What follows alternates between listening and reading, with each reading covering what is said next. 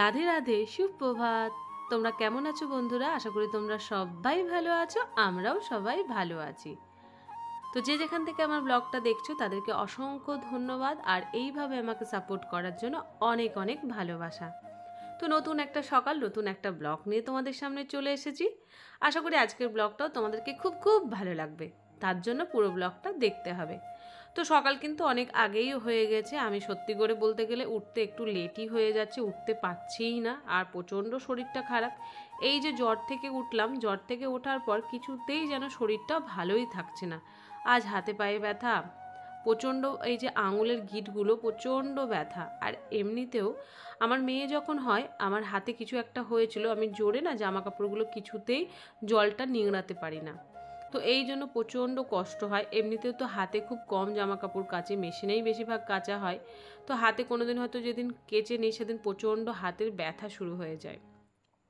তো ছেলে অনেক আগেই উঠিয়েছে, মানে উঠে গেছে, ওর বাবা উঠিয়ে দিয়েছে, ওকে আবার পড়াতে হবে, পরীক্ষা চলছে। তো সব কিছু মিলিয়েই বুঝতেই পারছো একটা ব্যস্ত সকাল, ব্যস্ত দিন বলতে পারো। আমাদের জীবনে কোনো সময় শান্ত জীবন বা ভালোভাবে থাকার কিচ্ছু নেই। সকালে ঘুম থেকে উঠেই যে যুদ্ধটা শুরু হয়ে যায় না, সেই যুদ্ধ কিন্তু যতক্ষণ না বিছানায় আমরা ঘুমাই ততক্ষণ কিন্তু যুদ্ধটা চলতেই থাকে। তো আজ তো বুঝতেই পারছো এই ব্লগটা অনেকটাই লেট হয়ে গেছে, বিয়ে বাড়ি চলছে তো এগুলো দিতে পারিনি। তো এখন আস্তে আস্তে ব্লগগুলো শেয়ার করব। বাড়িতে প্রচণ্ড কী বলো তো পরীক্ষা চলছে, এই কারণে আমি এখন প্রচণ্ড বিজি হয়ে গেছি। তো আজকে আমরা যাব, বড়মশাই যাবে না, বড়মশাই আজকে বাড়িতেই আছে, মানে তোমাদের দাদাভাই আজকে বাড়িতেই আছে, ছুটি আছে। ও বলে ফ্রিজে কিছুটা রান্নাবান্না আছে, আমাকে একটু গোবিন্দভোগ চালের ভাত বানিয়ে দেবে, যেহেতু আতপ চালের ভাত খেতে তোমাদের দাদাভাই প্রচণ্ড ভালোবাসে। তো ডালও আছে, আর আজকে শনিবার আমাদের নিরামিষ। তো আমি বললাম তাহলে ডাল আলু সেদ্ধ ভাত তুমি খেয়ে নেবে। আমরা তো যাব নেমন্তন্ন বাড়ি, আজকে গায়ে হলুদ, বুঝতেই পারছো একটু সাজুগুজু করব। ওখানে গিয়ে কি কি করব না করব সবটাই শেয়ার করব। দেখো এটা হচ্ছে কি বলো তো, ভিডিওটা শেয়ার আমি করব তোমাদের সঙ্গে, যতটুকু পারবো ততটুকুই করব। আশা করি যতটুকু পেরেছি খুব সুন্দর করে ব্লগটা বানিয়েছি। তোমরা যদি দেখো তাহলেই বুঝতে পারবে, তোমরা পুরো ব্লগটা দেখো। তোমরা তো পুরো ব্লগটা দেখছোই না, আমাকে তো সাপোর্ট করছোই না। পুরো সাপোর্ট করো ফ্রেন্ডরা, সত্যি করে অনেক কষ্ট করে একটা ব্লগ ভিডিও করি, তারপর তোমরা যদি সাপোর্ট না করো কোথায় গিয়ে দাঁড়াবো। তো এখানে আমি বিছানা তুলতে চলে এসেছি, কি জামা কাপড় পরবো না পরবো সবগুলোকে রেডি করে দেবো। হলুদ মানে বুঝতে পারছো, হলুদ ঠাকানো মানেই হচ্ছে হলুদ কিছু একটা পরতে হবে। তো সেটাই ভাবছি। আর দুটো শাড়ি তো নতুন নতুন কেনাই হয়েছে, রেড আর একটা ইয়েলো। তো সেটার মধ্যে থেকে ভেবেছি ইয়েলোটা পরবো, ছেলের জামা কাপড় বের করবো, মেয়ে কি পরবে, সব মিলিয়ে আজকে প্রচণ্ড ব্যস্ত। তার মধ্যে থেকে এই যে কাজগুলো করতে হচ্ছে, এইগুলো বিরক্ত লাগছে, ভালো লাগছে না। সত্যি করে বলো তো, মানে আমি তোমাদেরকে বলছিলাম, মানে প্রত্যেক দিন একটা মানুষ কি কাজ করতে পারে বলো? ভালো লাগে না, না মাঝে মাঝে বিরক্ত হয়ে যাচ্ছি। মানে মনে হচ্ছে এইসব কাজটা ছেড়ে যেন কোথাও চলে যায়। এই ছাড়া কি আমাদের সত্যি মেয়েদের জীবন নেই? আর যারা বাইরে জব টব করে, যাদের অনেক কিছু মানে মানে একটু উঁচু, বুঝতে পারছো, মানে আমরা তো মধ্যবিত্ত ফ্যামিলি, বারে বারে রেস্টুরেন্টে যেতে পারবো না, হয়তো বারে বারে কেনাকাটা করতে যেতে পারবো না। আমাদের মধ্যে অনেক কিছু আছে, দুটো বাচ্চাকে মানুষ করতে হচ্ছে, মানে সব রকম বাধা নিয়েই জীবনযাপন। হয়তো যদি ভালো একটা জব করতাম, মাসে যদি একটা ভালো ইনকাম করতাম, তাহলে বলতাম চলো আজকে রেস্টুরেন্টে খেয়ে আসি, আজকে রান্নাবান্না করবো না। তো সেরকমও তো বলতে পারবো না, না সেটাও হবে না। তো জীবনটা বড্ড কষ্টের, এই কষ্ট নিয়েই জীবন চলছে, এর মধ্যে হাসি রাখতে হবে, এর মধ্যে দুঃখ, সব কিছু মিলিয়ে। তো ছেলেকে বলেছি পাঞ্জাবি পরে যাওয়ার জন্য, আর এখানে দেখো আমি শাড়ি টাড়িগুলোকে বার করে নিয়েছি। তো তারপরে আমি স্নান করতে যাব, তার আগে যা কাজ আছে, বাসি কাজগুলো তো করতেই হবে। সেই কাজগুলো আমি কি করে করব, মানে মাঝে মাঝে আমি প্রচণ্ড বিরক্ত হয়ে যাই, ভাবি যে একটা কাজের লোক রাখলে হয়তো খুব ভালো হতো, কাজের লোক এসে কাজগুলো করে দিয়ে যেত। কিন্তু আমার আবার কারো কাজ জানো তো বন্ধুরা পছন্দ হয় না, এই জন্য আমি রাখতেও পারবো না, কোনোদিনও হয়তো রাখতেও পারবো না। তো যতদিন পারবো নিজে করে যাব। কিন্তু এখন এমন অবস্থা হয়েছে, এই জ্বর থেকে ওঠার পর শরীর আমার একদম ছেড়ে দিয়েছে, মানে ভালোই লাগছে না। হাতে পায়ে সব কিছুতে যেন একদম ব্যথা ব্যথা ব্যথা, মানে ব্যথার জন্য যেন কিছুই ভালো লাগছে না। তো মেয়েকে বলছি বাবু কোনটা পরবি দেখ, করতে পছন্দই হচ্ছে না। আর আমাদের মা মেয়ের একটা জিনিস কি হয়েছে জানো তো, মানে আমার জামা কাপড় মোটামুটি ওর হয়ে যায়, এখন তো আমি একটু রোগা হয়েছে, আরও রোগা মানে হতে হবে। তো চেষ্টা তো করেই যাই। তোমাদের দাদাভাই দেখো কি করছে, আমি তো রান্নাঘরে চলে এসেছি। আজকে বলেছিলাম বাজারে যাবে যখন, তো পেটাই পরোটা নিয়ে এসো, অনেকদিন ধরেই খাবো খাবো বলছিলাম, তো আর খাওয়া হচ্ছে না। আমার ছেলে তো প্রচণ্ড ভালোবাসে। তো তোমার দাদা ভাইয়ের সঙ্গে কথা বলছি আর এদিকে কাজ করছি। যখনই আমরা দুজনে একসঙ্গে থাকি না প্রচণ্ড ঝগড়া হয়, জানো তো, এত ঝগড়া হয় কি বলবো। মানে ও আমাকে দেখতে পারে না, আমি ওকে দেখতে পারি না, এই রকম অবস্থা হয়ে যায়। আমি একটার পর একটা কথা বলতেই থাকি, ও উত্তর দিতেই থাকে। মাঝে মাঝে তো ও প্রচণ্ড বিরক্ত হয়ে যায়, তোমাদের দাদাভাই দিয়ে চলে যায়। আমি বলি তুমি এটা করনি, তুমি ওটা করনি, এটা হয়নি, ওটা হয়নি, সেটা হয়নি, বলতেই থাকে। বলে যেগুলো হয়ে গেছে সেগুলো নিয়ে কেন বলাবলি করছো। আসলে দুঃখ না, মানুষের জীবনে যদি কিছু দুঃখ থাকে সেই জিনিসটা দেখবে ঠিক যেন একটা সময় আসে প্রকাশ করতে ইচ্ছে করে। তো এখানে দেখো চা নিয়ে নিয়েছি, চা খাবো। আমি বললাম তুমি কি চা খাবে, রাগ করে আবার বললো তোমাদের দাদাভাই না খাবো না। তো আমি বললাম অনেকটাই বানিয়ে নিয়েছি, তো চলো খেয়ে নিই। তো এখানে দেখো তোমাদের দাদাভাই বাসন মাজছে। আমি সকালে উঠেই বলেছি যে একটু শান্তি নেই, আজকে রান্নাবান্না নেই, তবুও যেন আমাকে রান্নাবান্না করেই যেতে হবে। তো সেই জন্য তোমার দাদাভাই বলেছে ঠিক আছে রান্না করতে হবে না, আমি নিজে রান্না করে নেবো। তারপর এখানে দিদি ফোন করেছে, দিদির সঙ্গে কথা বলছে আর আমার জন্য দেখো রেখে দিয়েছে। সবারই তো খাওয়া হয়ে গেছে। তো এখানে আমি দেখো ঘুগনি খাচ্ছি আর পেটাই পরোটা সঙ্গে চা। তো এটা খেয়ে আবার ঠাকুর পুজো আছে, ঘর মোছা আছে, বুঝতেই পারছো। মানে একদিকে মনে হচ্ছে কত তাড়াতাড়ি যাবো, ওখানে সবাই আসবে টাসবে, কথা বলবো।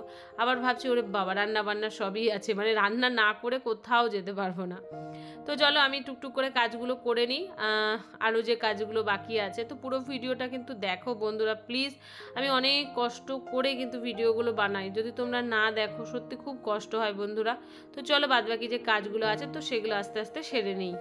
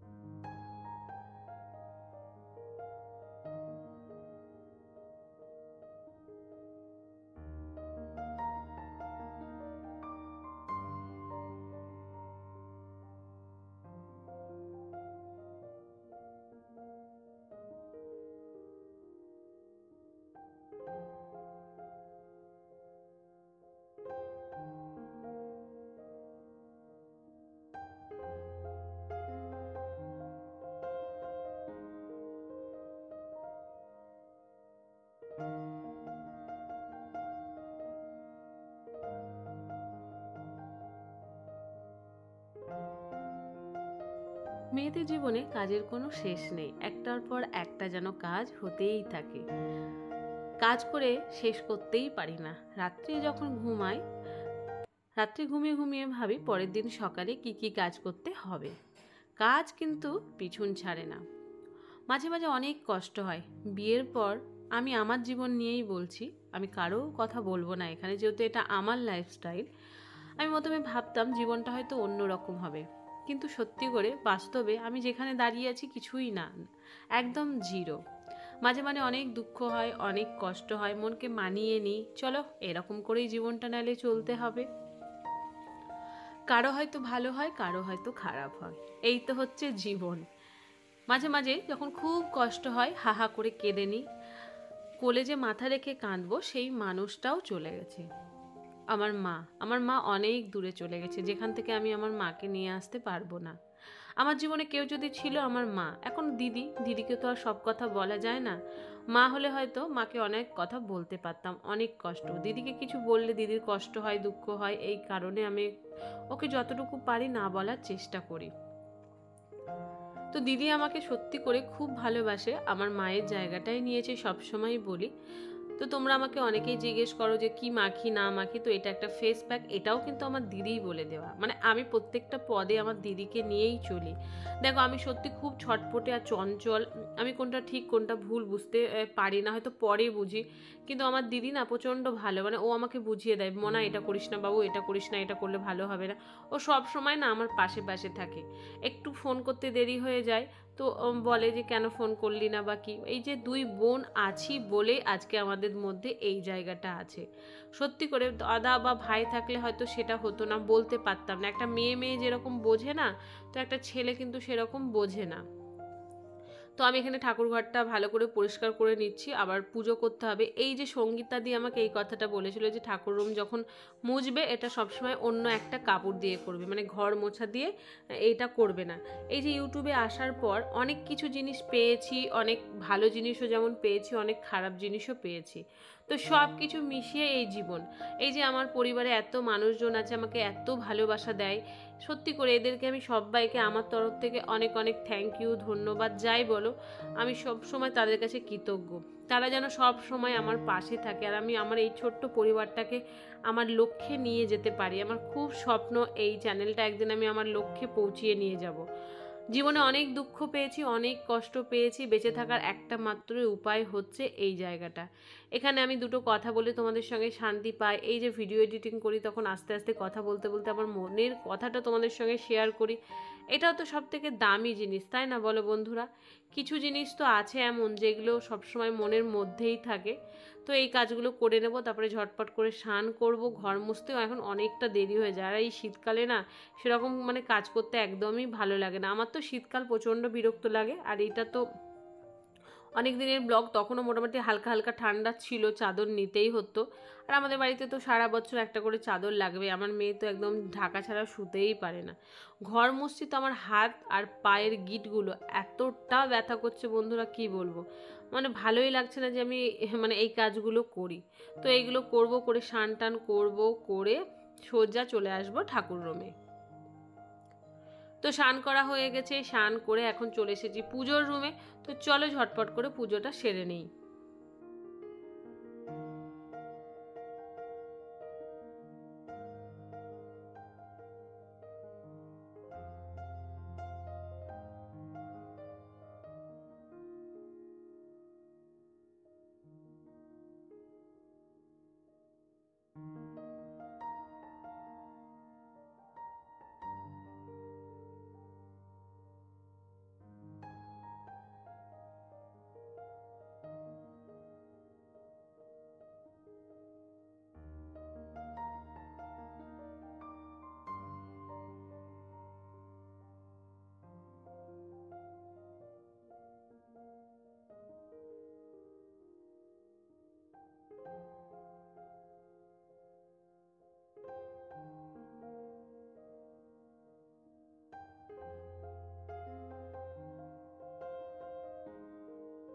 তো পুজো হয়ে গেছে, পুজোর পর এখানে দেখো রেডি হতে শুরু করে দিয়েছি। কি কি পরবো না পরবো অনেকক্ষণ ভাবা হলো।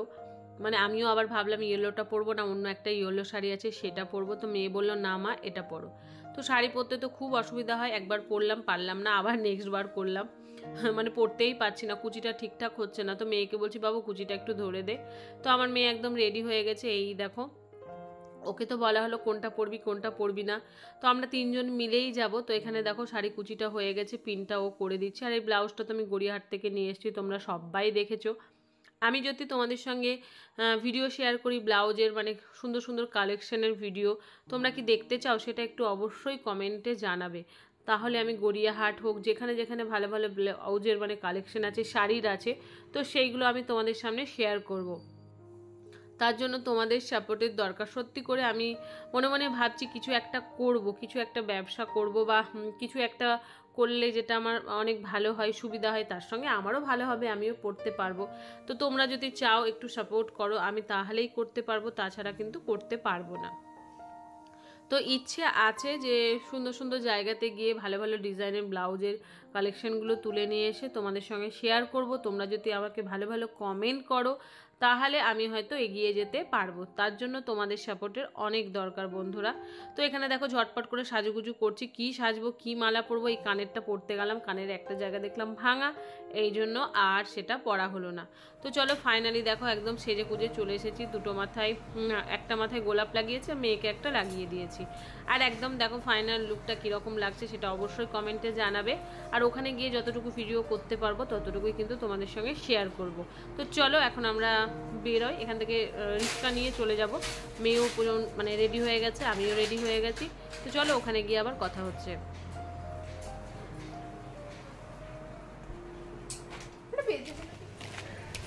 তো এখন এই যে যাচ্ছি, চলো এখান থেকে কোনখান থেকে এই তো এখান থেকে নিয়ে নেবো, বাবা ওইখানে এটা দেবে, ব্যাগটা। তাড়াতাড়ি বাবু, তাড়াতাড়ি। একটা ক্লিপ দিতে বলেছি মাথাতে। তো চলো, ভাইকে চলে আসতে বল। তো চলো ওখানে গিয়ে কি যতটুকু পারবো ক্লিপগুলো নিয়ে, তো আর কীরকম লাগছে সেটা তো অবশ্যই কমেন্টে জানাবে। তো চলে এসেছি বিয়ের বাড়ি, গায়ে হলুদ তো হয়েই গেছে, অনেকটা লেট হয়ে গেছে, তো সবাই খাওয়া দাওয়া সারছে, তো অনেকজন চেনা জানা আছে তাদের সঙ্গে কথা বলছি যতটুকু পেরেছি, কিন্তু সত্যি করে ভিডিওটা নিয়েছি।